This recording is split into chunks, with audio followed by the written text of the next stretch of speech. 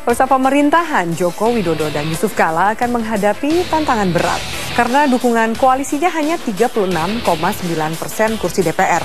Padahal pemerintahan akan berjalan lebih efektif jika ada dukungan solid dari parlemen.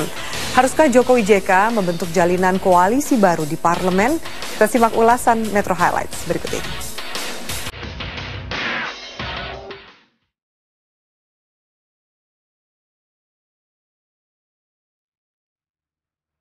Jagad politik Indonesia pada hari-hari ini akan berjalan dinamis setelah Mahkamah Konstitusi mengukuhkan pasangan Joko Widodo Yusuf Kala sebagai presiden dan wakil presiden terpilih. Kekuatan politik yang selama ini terkelompokkan dalam 3 kekuatan akan kembali mencair. Kelompok pendukung pasangan presiden wapres terpilih Joko Widodo Yusuf Kala hanya didukung sekitar 36,9% kursi DPR dari 4 partai politik, yaitu PDI Perjuangan, Nasdem, PKB, dan Hanura. Sedangkan di seberangnya ada 5 partai politik pendukung pasangan Prabowo Subianto Hatta Rajasa yang menguasai sekitar 52,1% kursi parlemen. Satu lagi kekuatan parlemen adalah Partai Demokrat yang tidak masuk 2 kelompok tersebut. Kekuatannya sekitar 10,8%. Secara matematis, pemerintahan Joko Widodo Yusuf Kala membutuhkan tambahan dukungan kekuatan parlemen jika ingin program-program yang akan dijalankan tidak terbentur tembok tebal parlemen. Politik di Indonesia tidak bisa dilepaskan antara kekuatan eksekutif dan legislatif karena setelah reformasi banyak proses pemerintahan itu ternyata juga sifatnya politis, yaitu tetap memerlukan misalnya persetujuan dari DPR, bahkan dalam hal penganggaran dan seterusnya. Oleh karena itu terkadang memang pemerintah, dalam hal ini adalah presiden, itu perlu mengakomodasi kekuatan-kekuatan politik di parlemen, dan salah satu bentuk akomodasi adalah memberikan tempat bagi tokoh-tokoh partai politik di dalam kabinet. Siapa saja yang berpotensi masuk koalisi pendukung pemerintahan mendatang? Selain PKS dan Gerindra, 4 partai lain berpeluang. Tetapi kita berharap agar demokrasi kita juga sehat, tidak semuanya diajak. Cukup pas terbatas, melebihi 50%, tetapi tidak kebanyakan kegemukan juga. Pilihannya bisa PAN dan Demokrat saja, seperti statement Pak Jokowi, atau P3 dengan Demokrat, atau Golkar sendiri saja, atau Golkar dengan 1 partai lagi.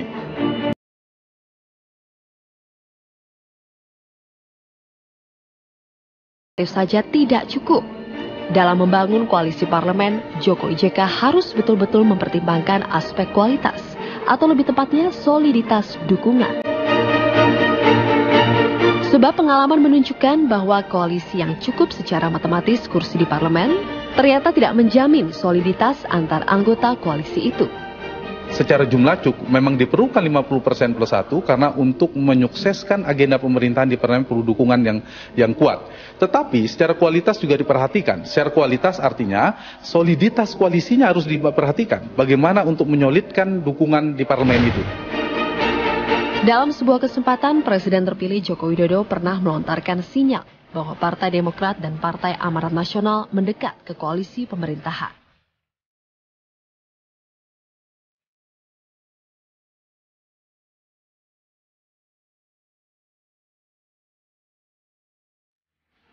Namun sejauh ini 2 parpol yang disebut Joko itu belum mengakui adanya gerakan mendekat ke koalisi pendukung Jokowi JK.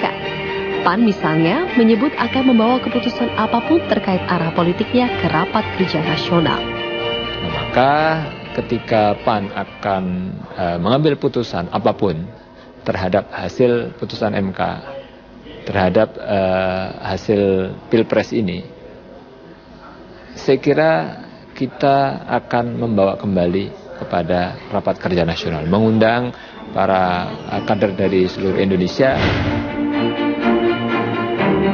Sikap relatif jelas ditunjukkan Partai Demokrat. Ketua Umum Partai Demokrat Susilo Bambang Yudhoyono lewat akun Twitternya menyatakan partainya tidak memiliki ambisi kekuasaan. SBY menyebut Partai Demokrat akan independen dan menjadi kekuatan penyeimbang. Namun peta politik akan berjalan dinamis hingga susunan kabinet dilantik pada 20 Oktober mendatang. Ada waktu sekitar 3 bulan yang sangat dinamis. Kendati begitu, tidak akan mudah bagi Jokowi memperkuat barisan koalisi pendukungnya. Komitmen Jokowi tentang pembentukan koalisi tanpa syarat jelas menjadi tantangan tersendiri. Belum lagi soal keengganan Jokowi memberikan kursi kabinet kepada pengurus harian partai politik. Sebab dengan menyebut koalisi tanpa syarat atau koalisi tanpa bagi-bagi kursi, ia nyaris tidak memiliki instrumen konkret yang dapat menarik dan mengikat mitra koalisi baru. Kalau kita bicara ingin sehat, tentu yang ditransaksikan ada gagasan, program. Kalau ada partai mendukung program X, bagaimana ideologi partai dititipkan, tanda petik, dikompromikan untuk menjadi agenda pemerintah. Itu kalau mau sehat, gagasan, politik, program yang dikedepankan. Titik tengahnya adalah jangan mau didikte, misalnya partai ini mendapatkan jatah berapa, saklek harus partai ini misalnya. Lalu namanya ini, tetapi titik komprominya adalah bisa jadi kita tidak bisa menghindari realitas sesungguhnya. Jokowi butuh dukungan mengambil kader-kader partai untuk menjadi menteri, tetapi basisnya terhadap profesionalisme. Mengandalkan koalisi di tataran gagasan dan ideologi dalam jagat politik Indonesia saat ini juga agak sulit dibayangkan. Partai-partai politik di Indonesia praktis tidak memiliki ideologi yang kental. Mereka sudah menjadi entitas ultra pragmatis yang mengukur segala sesuatunya nyaris dengan imbalan politis tertentu, bukan pada kesamaan ideologi, platform, dan program. Tetapi Jokowi sudah mencanangkan tradisi baru dalam politik Indonesia. Jokowi juga menggaungkan revolusi mental, termasuk dalam hal ini adalah mentalitas perpolitikan dan mentalitas para politisi. Maknanya Jokowi akan mendorong terjadinya persekutuan ide-ide dalam politik dan perubahan orientasi politik dari kursiisme ke idealisme.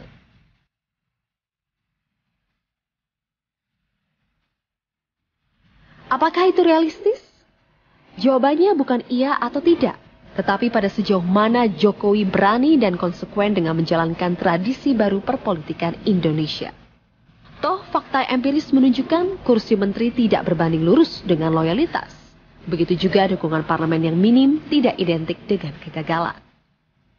Apabila ada upaya boikot-boikot politik yang dilakukan oleh parlemen, dikarenakan ingin menaikkan bargaining position dan ingin meminta kekuasaan. Ini yang menurut saya harus dijaga dan itu sudah terbukti bisa dilakukan oleh Jokowi Ahok di dalam pemerintahan di Jakarta. Pak Jokowi menurut saya sudah belajar dari sejarah juga apa yang terjadi pada kabinet SBY Budiono yang menggunakan logika matematika politik, mengikat kekuatan koalisi di parlemen dengan bagi-bagi kursi menteri, terbukti tidak menjamin stabilitas pemerintahan ketika kita tahu banyak sekali hak angket lalu kemudian berujung pada pansus yang itu membebani pemerintahan dari SBY Budiono. Keberanian politik Jokowi Ahok dalam memerintah DKI Jakarta adalah eksperimentasi politik yang luar biasa. Sebab keduanya hanya didukung dua fraksi, yaitu fraksi PDI Perjuangan dan Gerindra. Secara matematis jelas dua fraksi itu minoritas. Namun kenyataannya Jokowi Ahok sukses menerapkan program-program penting karena dukungan publik yang kuat. Karena itu pola yang sama juga bisa diterapkan dalam konteks hubungan eksekutif dan legislatif di tingkat nasional. Tetapi eksperimentasi politik baru memang selalu tidak semudah membalik telapak tangan.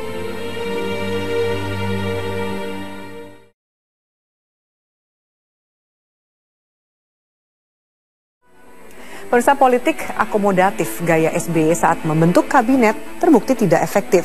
Parpol-parpol yang tergabung dalam setgap koalisi ternyata tidak solid di parlemen. Sedangkan menteri-menteri di kabinet tidak menunjukkan kinerja yang baik khususnya di penghujung masa kerja. Mengapa eksperimentasi politik SBY tidak berujung sebuah kesuksesan? Simak ulasan khas Metro Highlights berikut ini.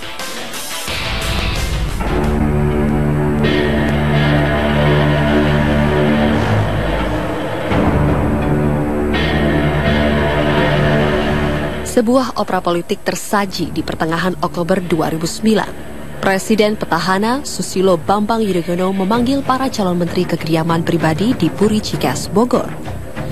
Orang-orang yang datang adalah nama-nama yang sudah dihubungi SBY sebelumnya.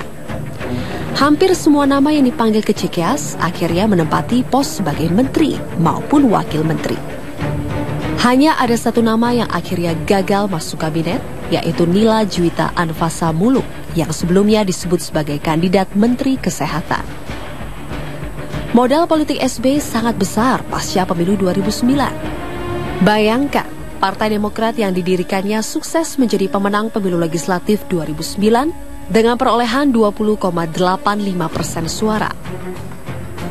Partai berlambang bintang Mercy ini sukses mengamankan 150 kursi DPR atau 26,79%.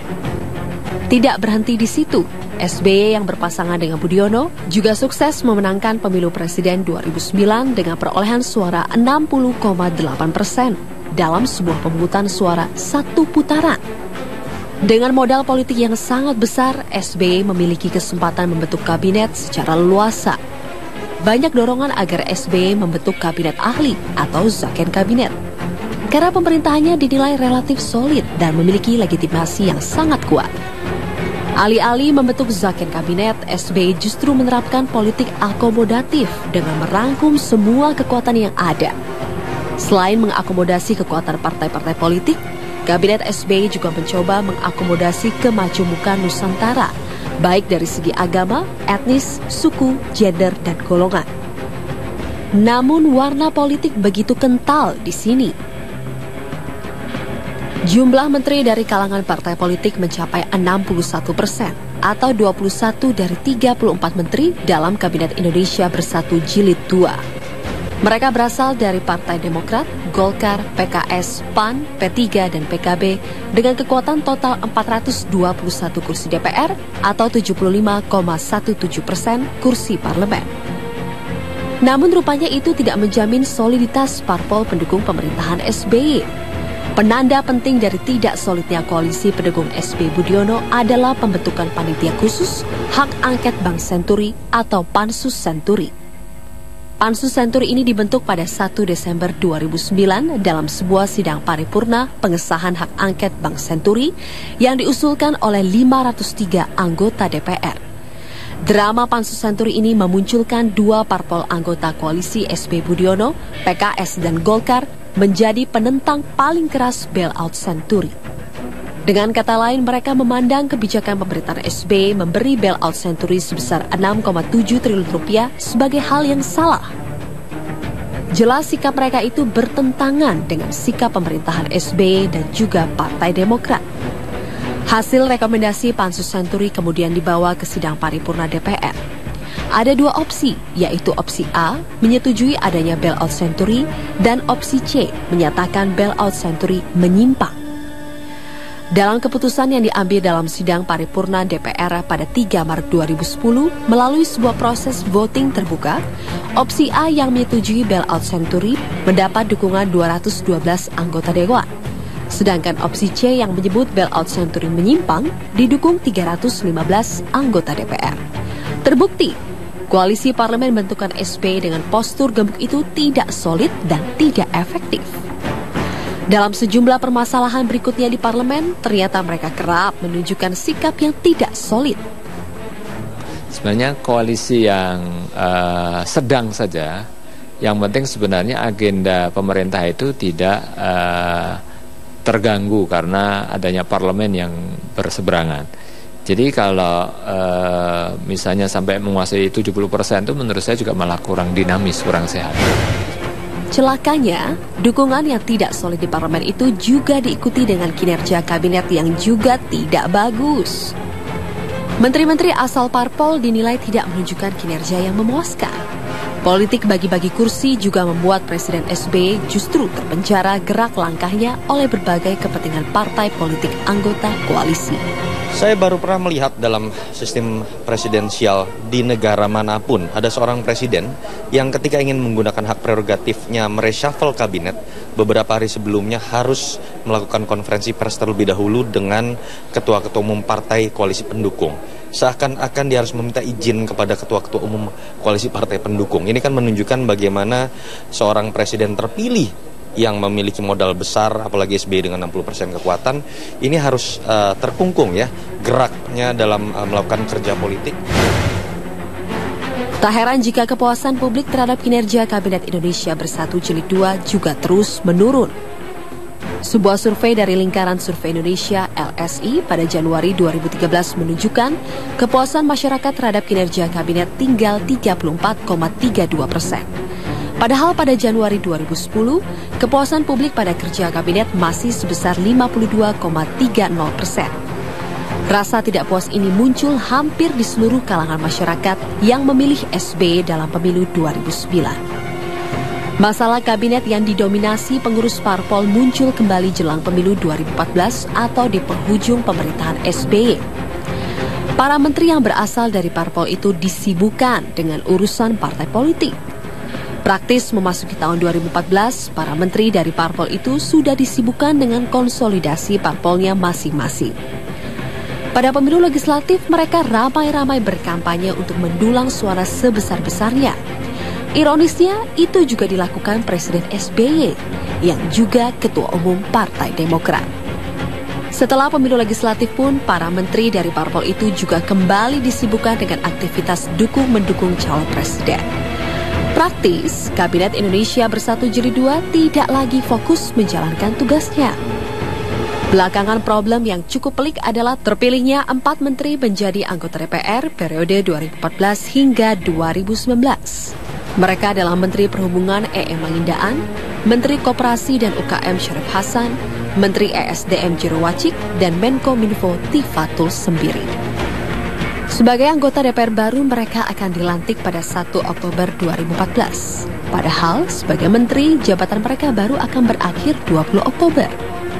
Secara etika politik tentunya mereka yang nanti akan dilantik pada 1 Oktober 2014 ini, ya sedianya mengundurkan diri dari jabatan publik sebagai Menteri Kabinet Indonesia Bersatu kedua. Saya kira itu akan dilakukan. Inilah konsekuensi dari pilihan presiden yang mengangkat politisi sebagai anggota kabinet. Ini konsekuensi dari sistem presidensial multipartai ekstrim yang mendasarkan pilihan kepada menteri pada jabatan-jabatan politik. Jadi apalagi pada masa jilid kedua SBY Budiono, SBY lebih banyak memberikan porsi buat menteri dari kalangan partai politik, termasuk menteri dari partainya sendiri, yaitu Partai Demokrat. Jadi kalau saya melihat bukan berarti mereka meninggalkan SBY sendiri, saya kira juga cukup paham ini, melihat kenyataan bahwa usia pemerintahannya itu tinggal sebentar lagi. Situasi pelik dari kabinet yang disusun karena pertimbangan-pertimbangan politis yang terlalu kental terbukti membuat kabinet tumpul dan tidak memuaskan. Dan pergerakan presiden pun juga tersandra oleh kepentingan partai-partai politik di sekitarnya. Sejumlah partai yang tergabung dalam koalisi pendukung Prabowo Hatta mengalami gejolak di tubuh mereka. Keputusan MK yang mengukuhkan kemenangan Jokowi JK diprediksi akan mengubah arah dukungan partai-partai tersebut.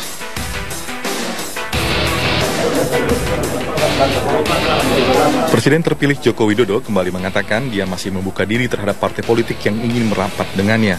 Namun dia menekankan tidak akan menjanjikan jatah kursi kekuasaan apapun kepada mereka yang ingin merapat dengan kubu Jokowi JK. Ya, tadi kan sudah saya sampaikan, kita ini terbuka. Setiap saat terbuka. Pak, sampai kapanpun terbuka. Masih dalam proses. Nggak bisa saya sebutkan, masih dalam proses. Demokrat katanya mau gabung tapi nggak mau koalisi. Tidak bisa saya sampaikan, masih dalam proses. Ketua DPP PDI Perjuangan Puan Maharani sebelumnya mengatakan komunikasi sudah terjalin dengan 2 partai politik, yaitu Partai Amanat Nasional dan Partai Demokrat. Sementara sejumlah partai lain seperti Golkar dan P3 masih mengalami perdebatan di kalangan internalnya. Wasekjen Partai Persatuan Pembangunan atau P3, Saifullah Tambiha misalnya, meminta partainya untuk menggelar muktamar lebih cepat untuk menentukan arah politik partai tersebut. Salah satu pilihan arah Partai Persatuan Pembangunan yang kemungkinan akan muncul adalah merapat ke kubu Jokowi JK. P3 tentu melihat bahwa situasi politik itu kan senantiasa dinamis. Karena situasinya sangat dinamis, maka ada keinginan yang kuat di P3 untuk segera melaksanakan muktamar dalam rangka pergantian kepemimpinan dari Surya Dharma Ali ke kader partai P3 yang lain. Sehingga diharapkan sebelum pembentukan kabinet baru dari Jokowi JK, kita P3 sudah bisa memutuskan sejauh mana kita akan tetap bertahan di koalisi Merah Putih dan apakah kita mesti bergabung dengan Jokowi. Sementara itu, pengamat politik Burhanuddin Muhtadi mengatakan setidaknya ada 4 partai dari koalisi Merah Putih yang potensial untuk bergabung ke kubu Jokowi JK, seperti Partai Persatuan Pembangunan dan juga Partai Demokrat.